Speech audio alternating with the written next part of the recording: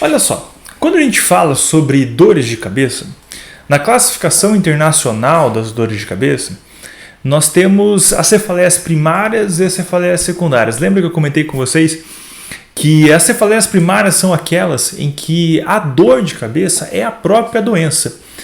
Não há outro tipo de doença provocando esse tipo de dor. Quais são os exemplos mais comuns que nós temos? A enxaqueca, a cefaleia tipo tensão, as cefaleias trigêmino autonômicas, cefaleia em salvas, por exemplo. E nós temos um quarto grupo de dores de cabeça, em que na verdade são dores de cabeça com fenótipos específicos, mas que ainda não se tem a fisiopatologia exata desses tipos de dores de cabeça. Então nós temos enxaqueca no grupo 1, cefaleia tipo tensão no grupo 2, cefaleias trigêmino autonômicas no grupo 3, e nós temos as cefaleias do grupo 4, que é o motivo da nossa live de hoje. Então as cefaleias do grupo 4 são cefaleias primárias que não se tem uma doença que provoca esse tipo de dor de cabeça. Eu fiz uma live umas semanas atrás falando sobre alguns tipos dessas cefaleias do grupo 4. E eu falei com vocês, lembra dos sinais que nós temos que pensar sempre em cefaleias secundárias? Por exemplo, uma cefaleia desencadeada por tosse, por exercício, por atividade sexual, ou uma cefaleia que acorda de noite o paciente, são critérios de cefaleia secundária. Exato? Sim, exato. Mas existem dores de cabeça em que possuem esses mesmos fenótipos e que a gente investiga a fundo e não encontra nenhum tipo de patologia secundária causando essa dor de cabeça.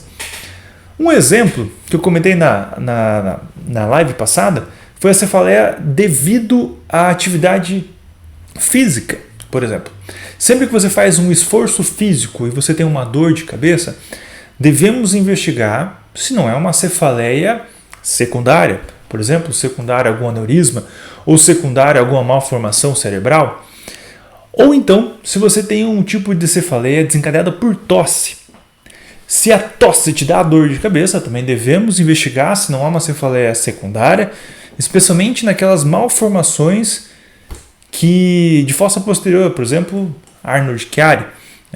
Ou então, uma cefaleia relacionada à trovoada, uma cefaleia primária em trovoada, as cefaleias em thunderclap. As cefaleias em thunderclap são dores de cabeça extremamente fortes, abruptas e rápidas, que começam e terminam e atingem o máximo em até 60 segundos. Essas cefaleias em thunderclap a gente sempre tem que investigar a cefaleia secundária, especialmente ruptura de aneurisma e hemorragia subaracnoide. Então, se você tem uma cefaleia em thunderclap, você investiga com imagem, com tomografia, com ressonância, vem tudo normal. Você faz uma punção lombar, você não tem nenhuma alteração sugestiva de HSA. Você faz um estudo de vaso, vem normal, você vai pensar que é uma cefaleia primária em thunderclap. Tá? Então, nós temos 10 tipos de cefaleias do grupo 4. Cefaleia da tosse, do exercício, atividade sexual, a cefaleia primária em trovoadas e por estímulo frio. Essas 5 eu já comentei na live anterior. Tá? Agora eu vou comentar sobre as próximas 5. E o que me motivou a estudar esse tipo de dor de cabeça? Eu ficava sempre intrigado no nosso ambulatório de cefaleia lá do HC, pensando, mas tem pacientes que têm uma cefaleia que ela é muito característica de tosse. Ele só tem dor de cabeça na tosse. É impossível que essa dor de cabeça não seja secundária, uma malformação de Arnold-Chiari, alguma alteração, lesão de fossa posterior. E investigava e nunca achava nada. Os pacientes dessa cefaleia primária da tosse, por incrível que pareça, melhoravam com indometacina, um tipo de anti-inflamatório. Mas como que melhorava? Por quê? Porque é uma cefaleia que você ainda não conhece exatamente a fisiopatologia dela, mas tem um fenótipo muito bem definido, que ela só é desencadeada por movimento de tosse. Você investiga, não vem nada, trata com medicação específica, que é a indometacina, que essas cefaleias primárias da tosse respondem, e você melhora o paciente. Tá? Então, a lição que você sempre deve pensar assim, se você tem critérios para cefaleia secundária, você deve investigar a fundo, sempre, até o fim. Se você não descobre nada, não encontra nada, você vai pensar em uma cefaleia primária. Para isso, existem as cefaleias do grupo 4. Então hoje nós vamos falar de 5 cefaleias do grupo 4 que ficaram faltando na última aula, tá? Então, quais são essas 5 que nós vamos falar? Primeiro, cefaleia por compressão externa. Na verdade, a gente chama por pressão externa, que são divididos em compressão e tração. Então, cefaleia por pressão externa. A segundo tipo de cefaleia primária que a gente vai comentar hoje é a cefaleia primária em facadas. A terceira vai ser a cefaleia primária, que nós chamamos de cefaleia numular. A quarta, cefaleia hípnica. E a quinta, cefaleia persistente e diária desde o início. São as 5 que nós vamos comentar hoje. Tá? Então, a primeira dessas dores de cabeça é a cefaleia por pressão externa. Nós dividimos em 2 tipos a cefaleia por pressão externa. A cefaleia por compressão externa, ou seja, quando há algo externo à cabeça em que comprime a dor, aí que você provoca uma dor de cabeça. Exemplo desse tipo de dor de cabeça, agora no período da pandemia, a gente usou muita máscara, usou face shield e essa pressão externa desencadeou dores de cabeça na população, especialmente dentistas que usavam muito face shield, ou pessoas que usavam usar máscara o tempo todo, profissionais de saúde que usavam máscara o tempo todo. Era uma cefaleia primária por compressão externa. Ou então há uma cefaleia por tração externa. Você que é mulher, que às vezes prende o cabelo em formato de rabo de cavalo, você pode ter uma dor bem localizada, bem delimitada por conta desse rabo de cavalo. Você puxa, né, você tem uma tração externa e daí você tem a dor por conta disso. Mas é importante a gente diferenciar 2 coisas. Quando a gente pensa nessa cefaleia por pressão externa, você pode pensar, mas pode ser uma cefaleia secundária, então uma cefaleia secundária a essa pressão externa? Não, na verdade são estímulos que não são nocivos, mas que provocam dor de cabeça. E é diferente de alodinia, em que estímulos também não nocivos provocam dor de cabeça. Por que essa diferença desses tipos de sensibilidade? Quando você tem, por exemplo, enxaqueca, em que você tem dores crônicas e diárias, e o paciente tem dor todos os dias, você faz uma sensibilização central, ou seja, o cérebro fica mais, digamos que sensível a dores, e você tem uma sensibilidade no couro cabeludo. Você prende o cabelo, você usa uma tiara, ou você usa máscara também, por exemplo, e você tem dor de cabeça, uma alodinia, então estímulos que não desencadeiam dor, só que daí qual que é a cefaleia primária? É a enxaqueca. A enxaqueca que levou à alodinia e que daí por isso que você tem a dor de cabeça. Nesse caso da cefaleia primária, por pressão externa, você não tem uma outra doença. Você não tem uma enxaqueca junto e que daí faz a alodinia e daí você tem a dor. Na verdade, a própria pressão externa provoca a dor de cabeça. Esse tipo de dor de cabeça, você precisa ter pelo menos 2 episódios e a dor ela é localizada no máximo no ponto da tração ou no ponto da compressão. E ela pode vir logo no momento em que você faz a tração. Então, por exemplo, você fez o rabo de cavalo e você tem dor ali no local. Ou então ela pode vir 1 hora depois. Tá? Então ela tem esse tempo. E ela não dura mais do que 1 hora. Ela desaparece em até 1 hora. Tá? Esse tipo de dor de cabeça, ela não é tão rara. Tá? Você, na verdade, você pode ter esse tipo de dor de cabeça, conhecer alguém que tem esse dor de cabeça, mas só que nunca ninguém falou que esse é um tipo de dor de cabeça que existe. Tá? Então é uma cefaleia primária do grupo 4 relacionado com pressão, seja compressão externa, seja tração externa. Certo? Muito bem, ótimo. Agora nós vamos para um outro tipo de dor de cabeça. Tipo de dor de cabeça que a gente vai falar agora é primária em facadas. Cefaleia primária em facadas.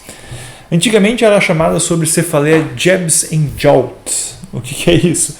A cefaleia é como se desse uma pancada, né? Como se tivesse um soco. Ou uma cefaleia do furador de gelo. Olha só que interessante, cefaleia do furador de gelo. Ou então a cefaleia que dá uma pontada no fundo do olho. Também era chamada síndrome de agulha dentro do olho. Olha só que interessante. A cefaleia primária em facadas são pontadas localizadas na cabeça, de duração curta, em que 80% desses tipos de facadas são com menos de 3 segundos. localizadas geralmente em região fora trigeminal, então é mais occipital, na parte externa, que se dá como pequenas pontadas. E ela tem como diagnóstico diferencial, primeiro, as neuralgias, então neuralgia do trigêmeo. Qual que é a diferença da primária em facadas e da neuralgia em trigêmeo? A neuralgia em trigêmeo você tem ponto de dor, você tem um ponto de trigger, um gatilho de dor. Então você passa a mão sobre o rosto, a pessoa tem uma dor de cabeça, tá? Ela tem a faísca do trigêmeo, né?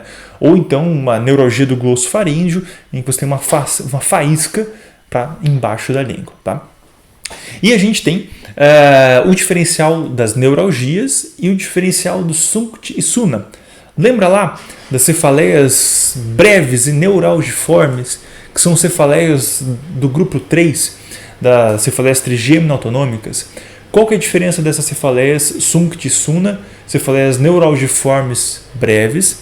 Elas se parecem com a primária em facadas, só que elas, além de serem extremamente rápidas, de duração de 1 até 600 segundos, pela definição, elas também são acompanhadas de fenômenos trigêmino-autonômicos.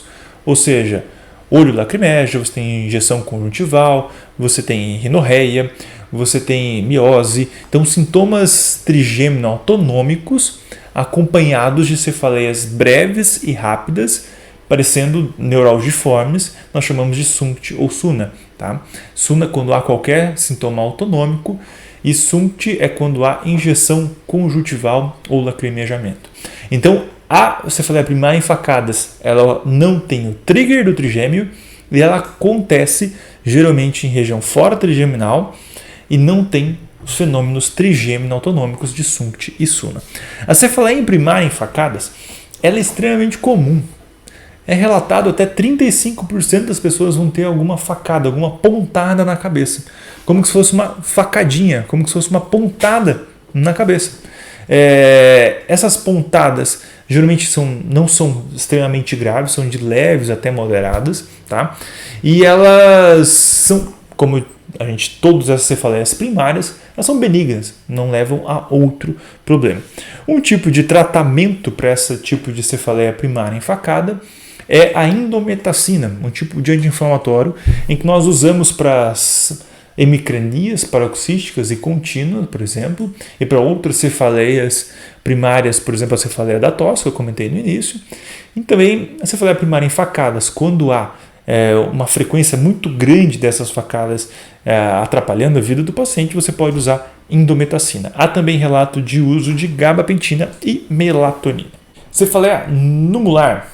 Nós temos uma dor de cabeça primária em que o formato dela dá o nome da dor de cabeça. É muito interessante. Númulos vem de moeda, então significa moeda. Então, uma cefaleia, uma dor de cabeça, em que o formato dela no crânio é um formato de moeda, como se fosse um formato redondo, em que o diâmetro dessa região tem de 1 até 6 centímetros. Então, uma dor extremamente localizada, em que nessa região você pode ter alterações que lembram dores neuropáticas, como diminuição da sensibilidade, hipoestesia, você pode ter alodinia local, você pode ter até hiperestesia também em alguns pacientes. Mas o interessante é que essa dor ela é extremamente localizada. Ela tem cerca de 6 centímetros apenas de diâmetro, extremamente localizada. Tá? Ela é uma dor de cabeça que habitualmente a gente tem que fazer o diagnóstico diferencial com lesões ósseas, com lesões abaixo do tecido celular subcutâneo.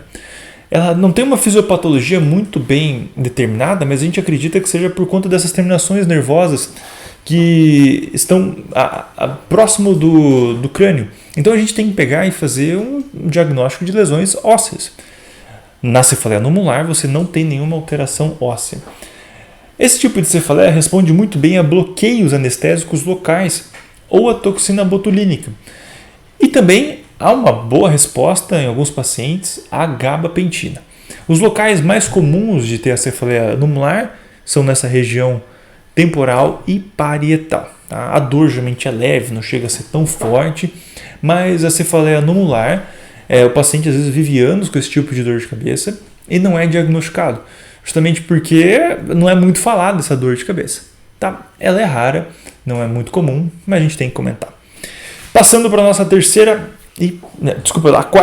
nossa quarta tipo de dor de cabeça do grupo 4, que é a cefaleia hípnica. Cefaleia hípnica. Hípnica vem de sono, né, de sonhos.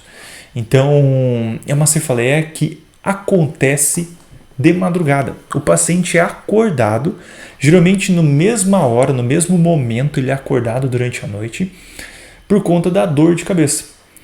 Daí você vai pensar, mas esse tipo de sintoma, quando o paciente é acordado por uma dor de cabeça, ele não é de cefaleia secundária?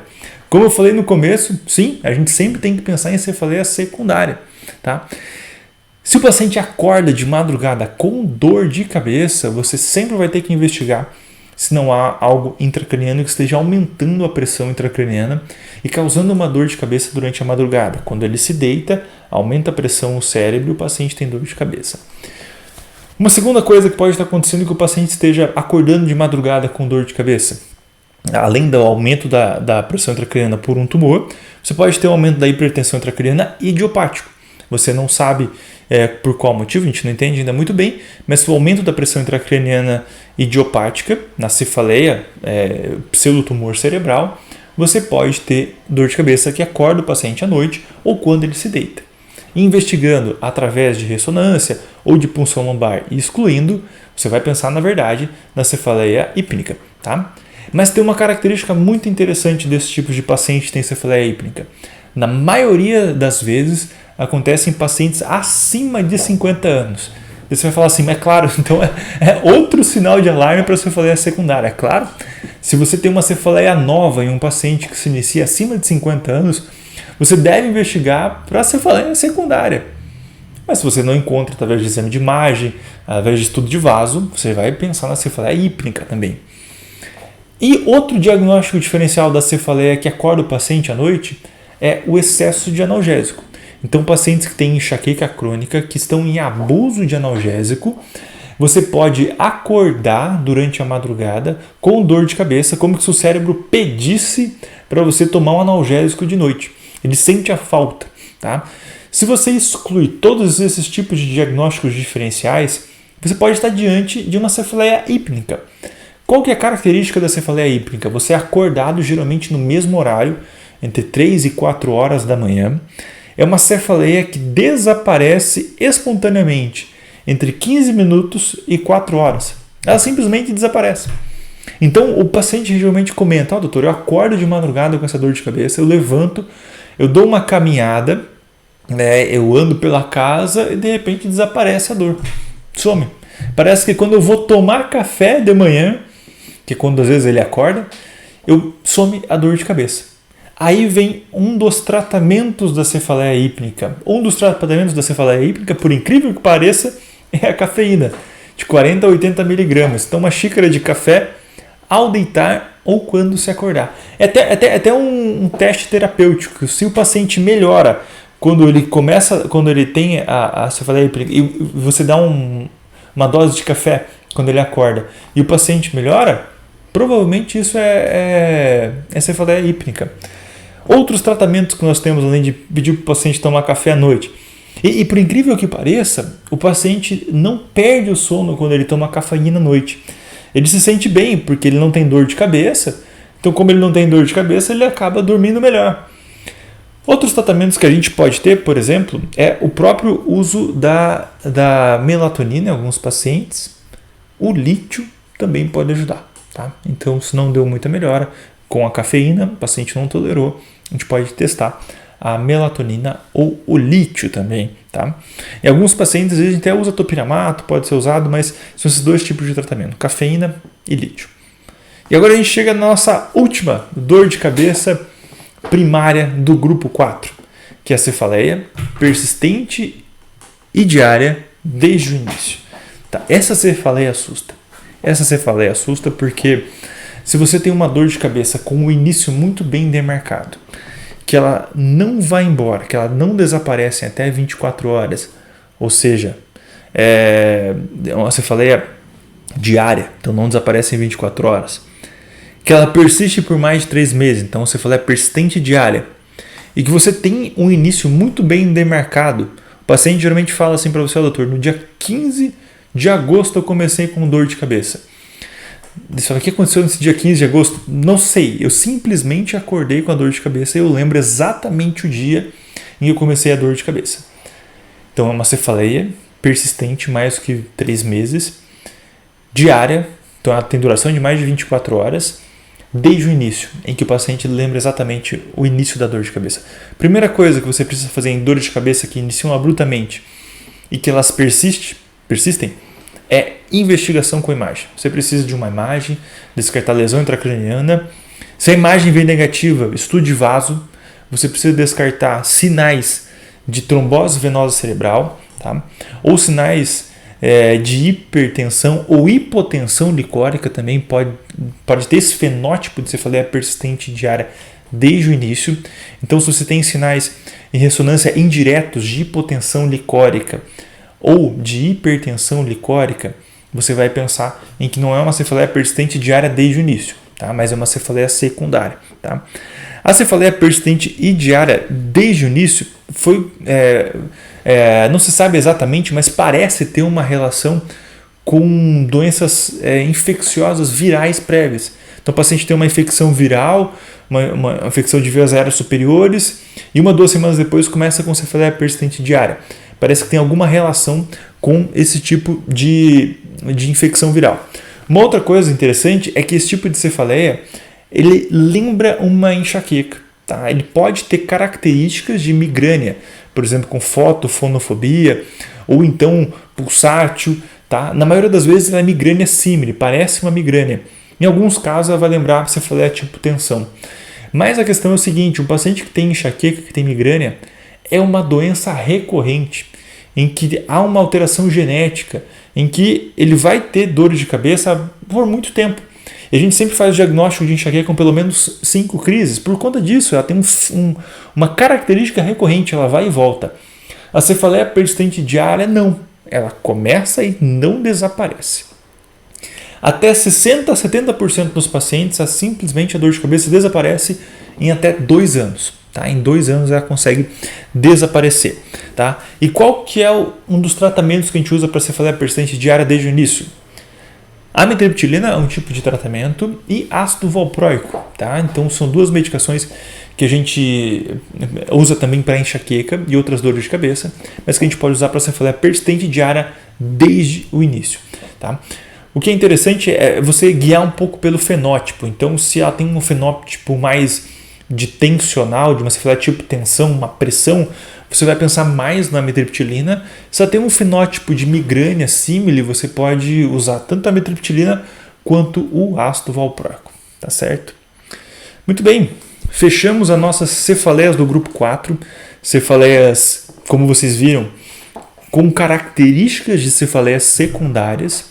Isso dá muito medo, dá muito susto. Você pega às vezes pacientes que você fala assim: puxa, eu tenho certeza que esse paciente tem uma lesão intracraniana. Você investiga e não acha nada. E na verdade o diagnóstico é uma cefaleia primária. Né? Por exemplo, cefaleia hípnica, em que você procura, não acha nada e o paciente vai melhorar com cafeína. Se você não souber o diagnóstico, que existe esse diagnóstico de cefaleia hípnica, você não vai saber tratar esse tipo de paciente. Ou então a cefaleia primária em facadas, 35% da população já notou que tem esse tipo de dor de cabeça. Então, se você não sabe esse tipo de dor de cabeça, você vai às vezes pensar que é invenção da cabeça do paciente, que ele está simulando esse tipo de dor de cabeça, porque não existe. Ou então, como eu comentei, a cefaleia por pressão externa. Então, se a paciente vem reclamar para você que ela puxa o cabelo, por exemplo, e faz um rabo de cavalo e tem dor de cabeça, você não pode falar que isso é da cabeça dela que ela está inventando. Na verdade, 2 coisas que você tem que diferenciar: se isso é uma alodinia por conta de uma cefaleia crônica, ou então se é uma cefaleia primária por pressão externa. Certo, pessoal? Muito obrigado pela presença de vocês. Espero que tenham gostado desse vídeo. Vamos fazer sempre todas as quintas-feiras nossos 15 minutos de endurance, que às vezes ultrapassa um pouquinho dos 15 minutos. E na próxima semana a gente volta com mais dores de cabeça. Um abraço e boa semana para vocês.